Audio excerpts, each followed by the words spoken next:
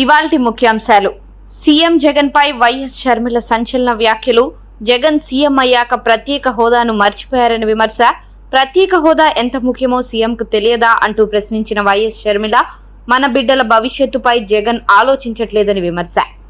రాజీనామా పత్రంతో అమరవీరుల స్తూపం వద్దకు వచ్చిన హరీష్ రావు, ప్రజలకు రేవంత్ ఇచ్చిన హామీలు నిజమైతే గన్ పార్క్ వద్దకు రావాలని సవాల్. మేధావుల చేతుల్లో 2 రాజీనామా పత్రాలు పెడదామని ప్రకటన. హామీలు అమలు చేస్తే నా రాజీనామా లేఖ స్పీకర్ కు ఇస్తానని వెల్లడి.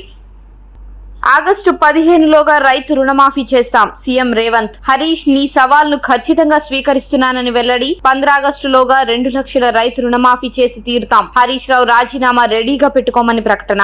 ఈవీఎం, వీవీప్యాట్లపై దాఖలైన పిటిషన్లను తిరస్కరించిన సుప్రీంకోర్టు. వీవీప్యాట్ స్లిప్పులతో ఈవీఎం ద్వారా పోలైన ఓట్లను 100% సరిపోల్చాలని పిటిషన్లు. 100% సరిపోల్చాలంటూ దాఖలైన పిటిషన్లను తిరస్కరించిన సుప్రీం. తీర్పు వెలువరించిన జస్టిస్ సంజీవ్ ఖన్నా నేతృత్వంలోని ధర్మాసనం.